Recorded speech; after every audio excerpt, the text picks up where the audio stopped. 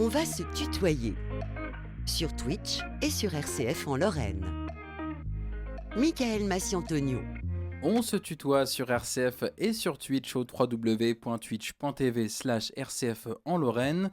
Toujours avec Guillaume Gérard Cherki et Marie Lutringer pour un entretien aux côtés de Clara Homovert, notre invitée du soir, étudiante au conservatoire qui va nous présenter son parcours et sa pièce de théâtre Du temps pour danser. Et nous débutons cet entretien avec Marie et sa première question. Donc Clara, tu fais des études de théâtre au Conservatoire de Metz. Comment et quand tu es tombée amoureuse du théâtre ? Je sais pas, mais je pense que comme beaucoup de gens dans le milieu, c'est tellement cliché de dire ça, mais c'est vrai.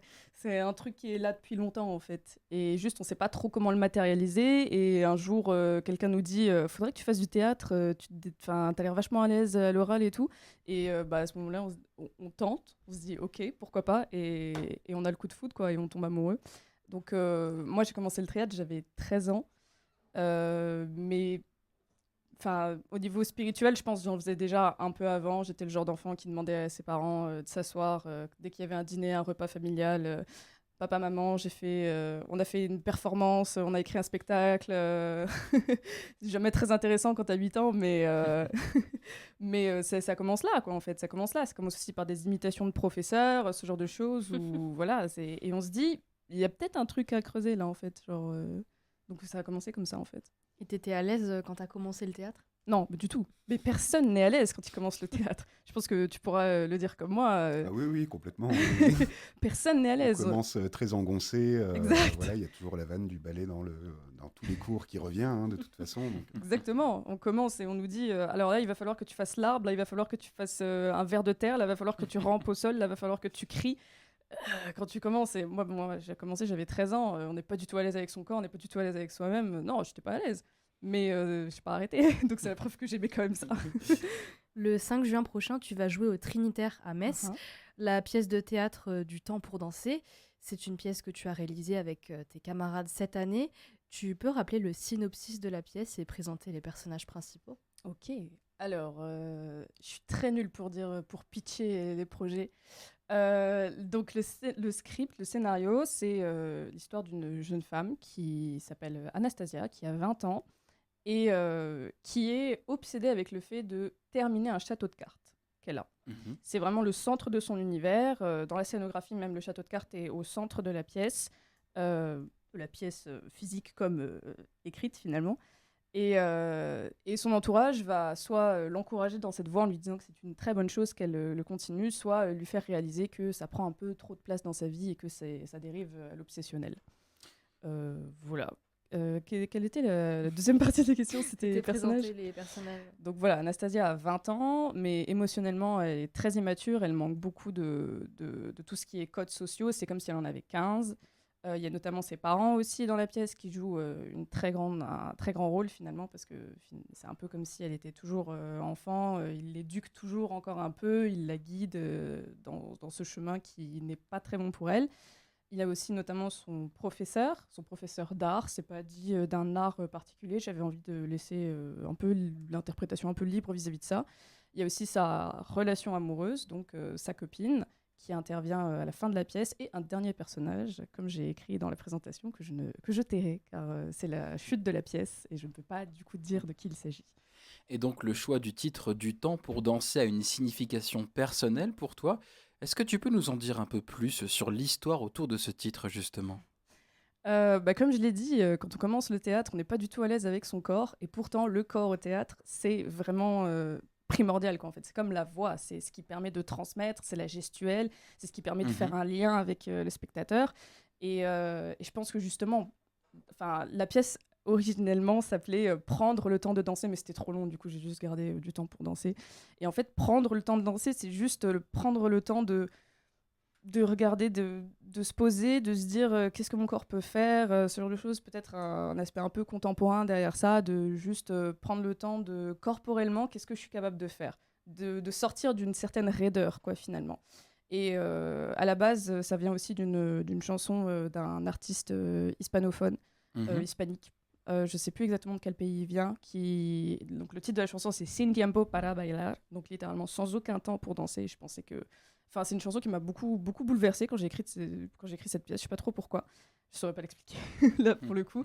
Et je me suis dit que j'allais rajouter un truc un peu positif en traduisant le titre, quoi. Donc ça vient de là. Et donc toi et tes camarades, vous axez beaucoup l'écriture de votre pièce autour de la psychologie des personnages et l'extériorisation des émotions. Pourquoi ce choix? Alors pour le coup, c'est moi qui ai écrit toute seule sur ce projet. Oui. Donc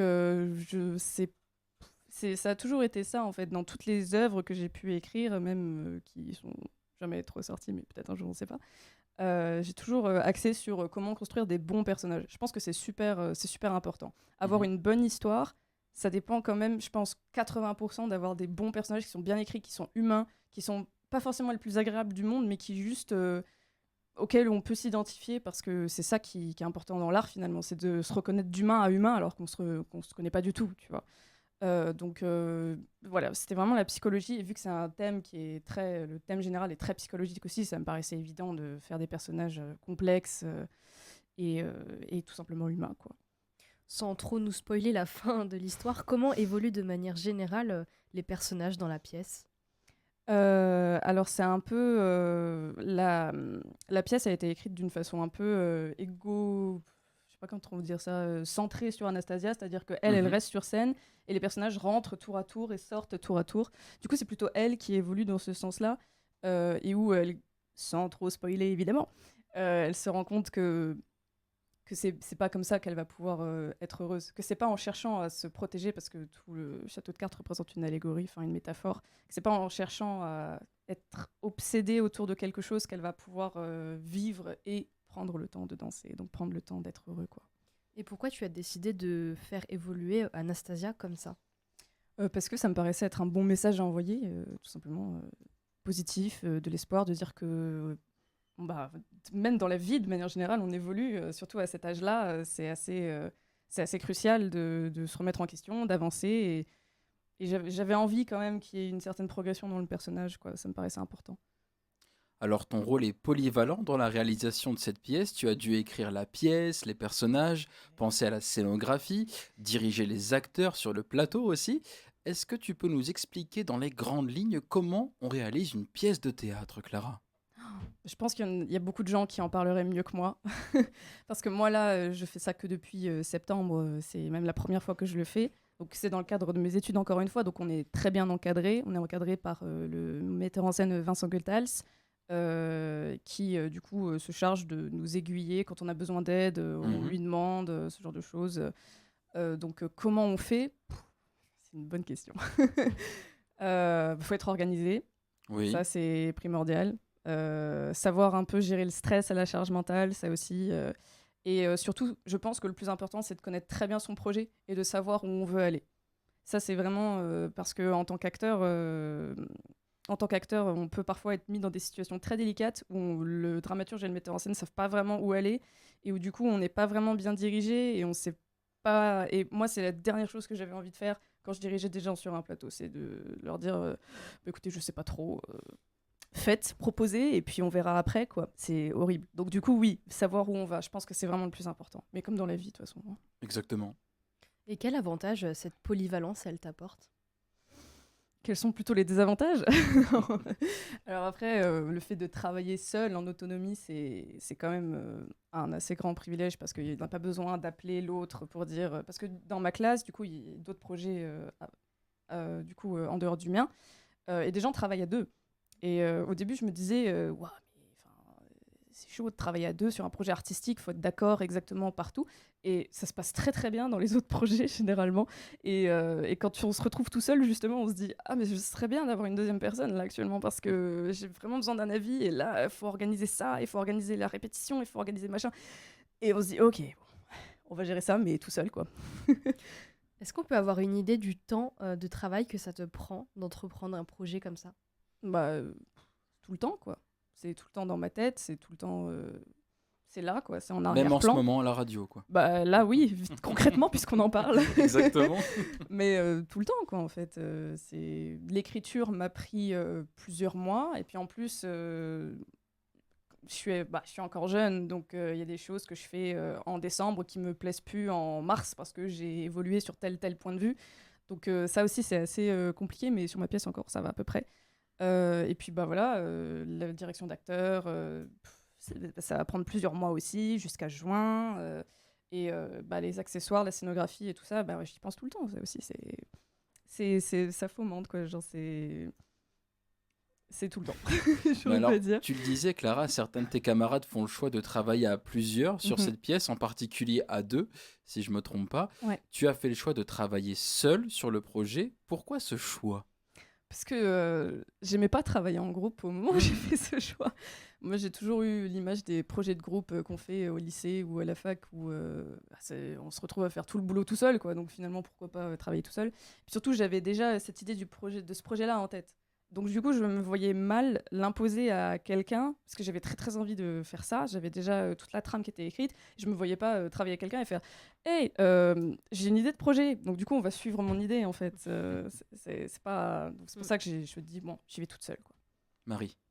Quelles sont les expériences qui t'ont apporté et continuent de t'apporter pour cette réalisation d'une pièce de théâtre? Des expériences, genre des spectacles que j'ai pu voir ou... Oui, que tu as pu ouais. jouer, que tu as pu voir. Je dirais, mes réponses sont très générales, mais à peu près tout est nourrissant en fait dans le milieu artistique. Tous les conseils que les profs peuvent nous donner, toutes les pièces qu'on va voir, bah moi en l'occurrence au BMK le vendredi, le samedi soir, on peut s'inspirer de tout. Les relations, moi les personnages que j'ai écrits, c'est parce que j'ai observé des gens autour de moi, parce qu'on analyse, parce que tout est une source de créativité et d'observation si on le veut. Donc vraiment la vie, quoi. La vie, quoi. Et vous allez tous jouer la pièce le 5 juin, on le rappelle, Mhm. au Trinitaire à Metz. Y aura-t-il d'autres représentations ou bien est-ce que vous voudriez donner suite à ce projet?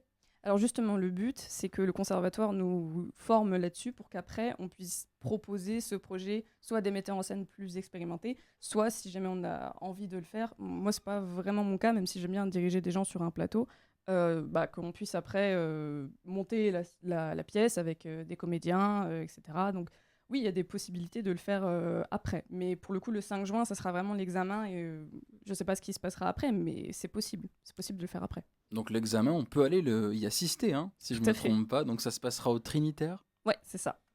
Alors, on va parler de tes multicasquettes maintenant, Clara. J'en sais que tu portes plusieurs casquettes sur ce projet.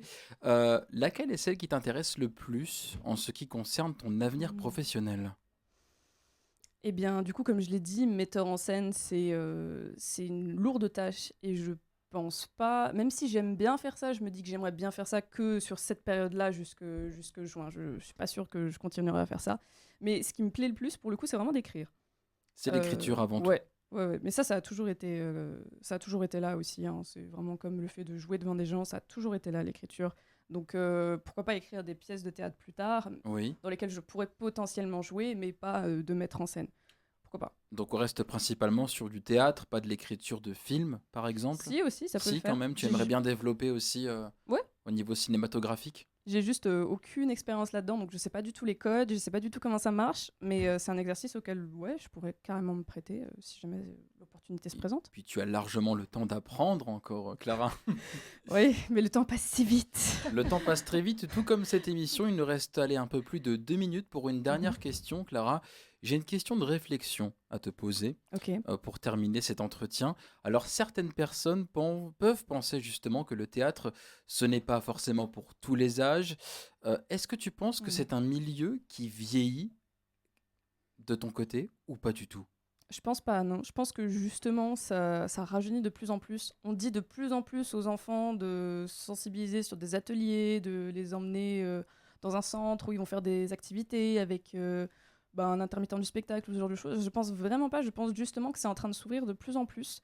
Parce que notamment dans le cadre scolaire, on demande énormément aux jeunes aujourd'hui de savoir s'exprimer correctement.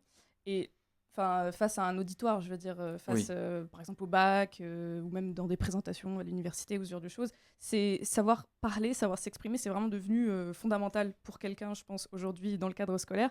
Donc je pense que justement, il y a de plus en plus d'ateliers qui sont mis en place. Moi, par exemple, pour mon oral de bac, il y avait un comédien qui nous avait dirigé et tout, pour nous aiguiller. Donc je pense que justement, ça s'ouvre de plus en plus et vraiment, c'est super. Mais alors, qu'est-ce que la nouvelle génération peut apporter au théâtre? Son authenticité, sa Toi qui es sincérité. toute jeune. Toute jeune. Ce qui est important, c'est d'être sincère, je pense. C'est de vouloir faire ça parce qu'on a envie de transmettre des choses et pas parce qu'on a envie de se guérir, de se mettre en scène soi-même, de dire regardez-moi, je suis important là. Non, mais on sait que t'es important, mais c'est juste si t'as des choses à transmettre, fais-le au travers de personnages et tout. Et j'ai envie de me tourner vers Guillaume. Est-ce que tu valides ces propos, Guillaume ?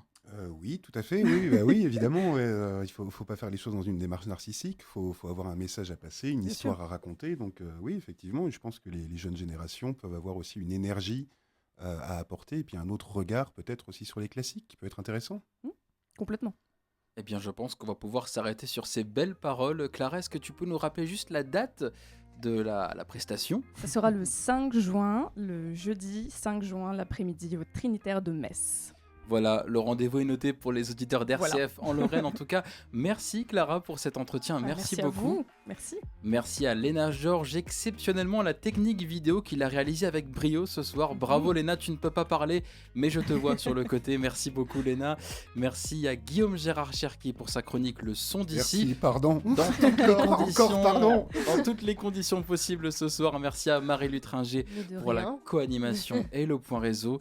Cette émission sera disponible en réécoute sur rcf.fr, la vidéo de l'entretien sur YouTube avec le YouTube de RCF Lorraine.